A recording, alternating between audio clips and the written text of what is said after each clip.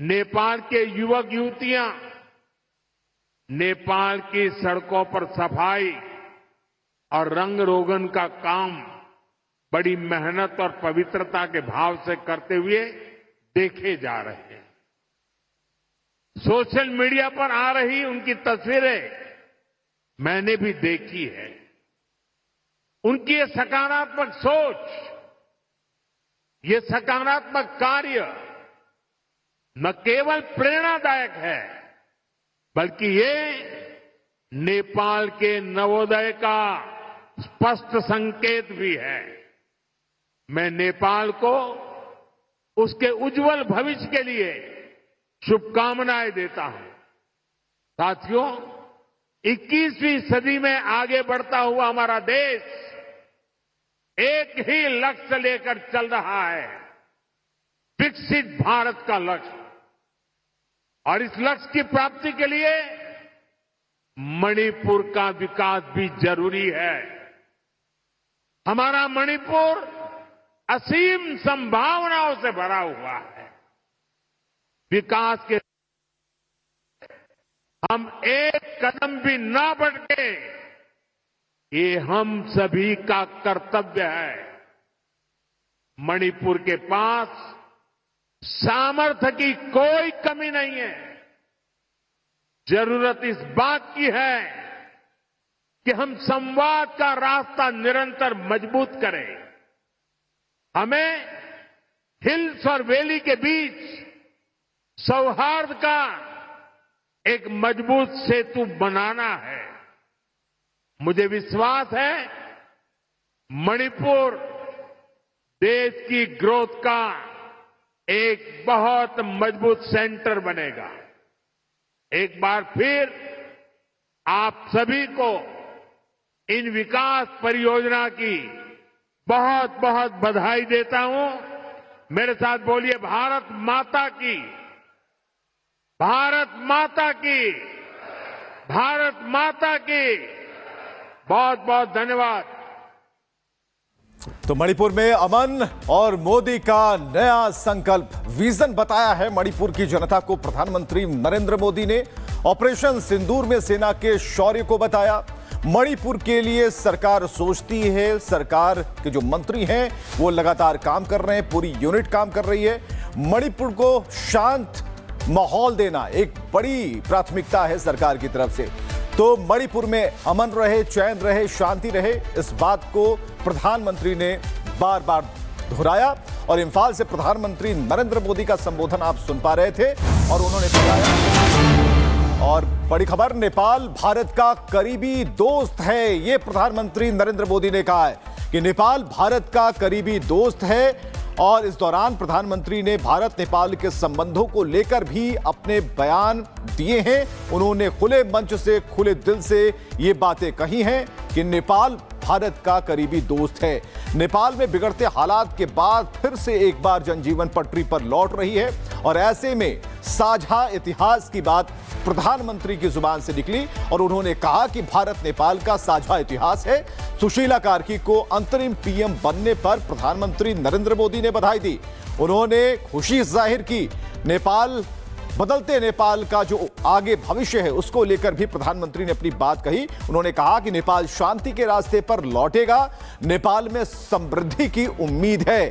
तो ये एक भविष्यवाणी प्रधानमंत्री नरेंद्र मोदी की तरफ से, दोस्त बताया। सुशीला कार्की का स्वागत।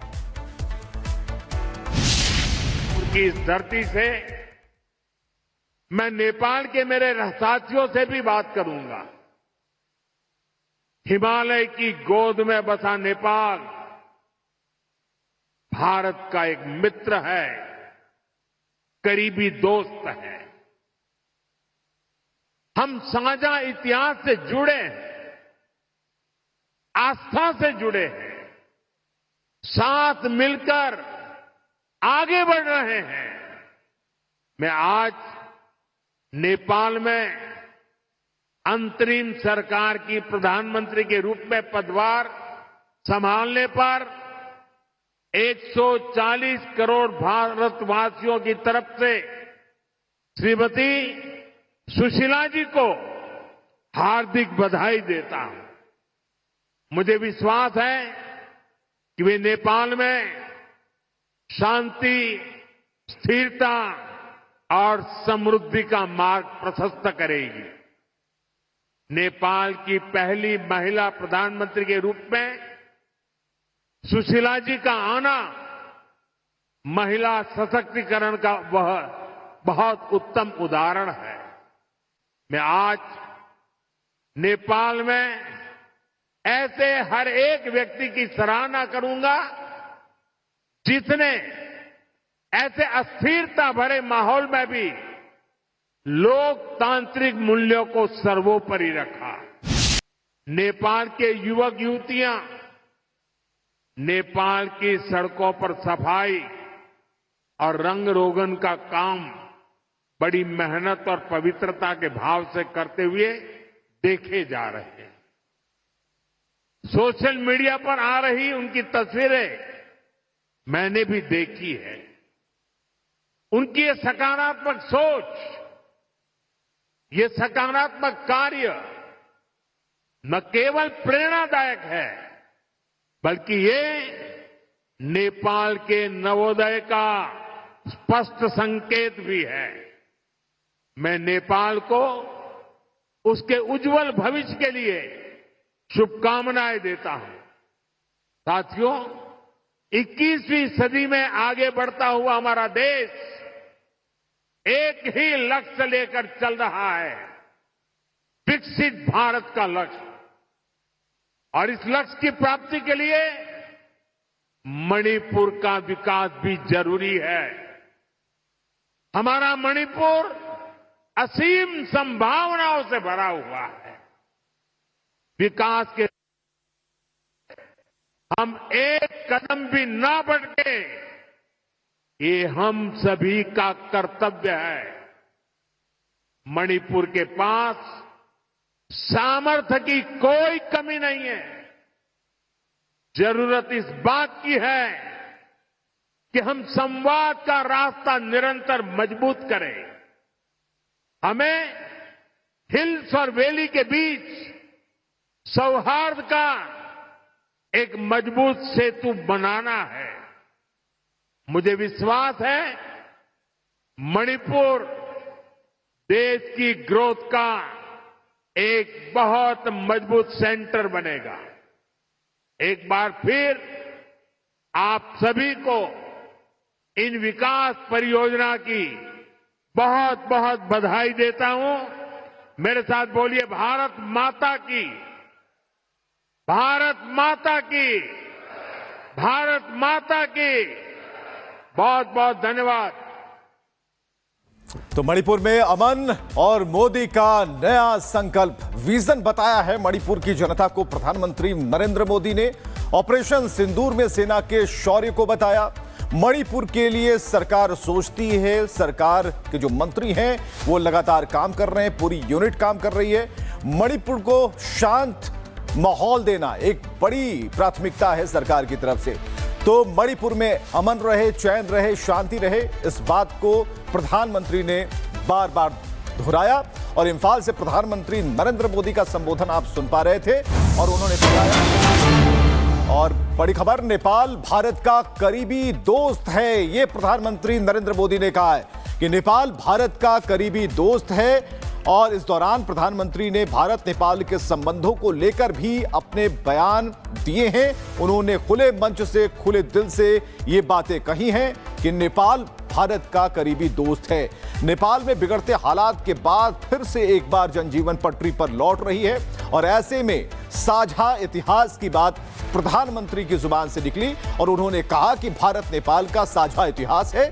सुशीला कार्की को अंतरिम पीएम बनने पर प्रधानमंत्री नरेंद्र मोदी ने बधाई दी। उन्होंने खुशी जाहिर की।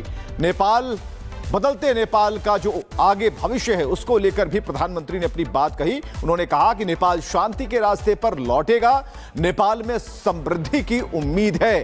तो ये एक भविष्यवाणी प्रधानमंत्री नरेंद्र मोदी की तरफ से, दोस्त बताया। सुशीला कार्की का स्वागत। उनकी इस धरती से मैं नेपाल के मेरे साथियों से भी बात करूंगा। हिमालय की गोद में बसा नेपाल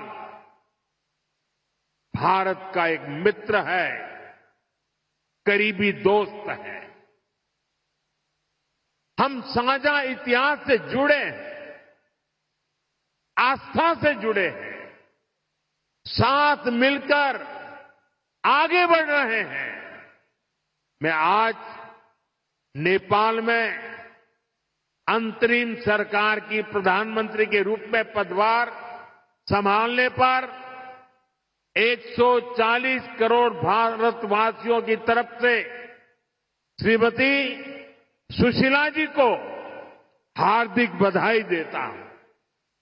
मुझे विश्वास है कि वे नेपाल में शांति, स्थिरता और समृद्धि का मार्ग प्रशस्त करेगी।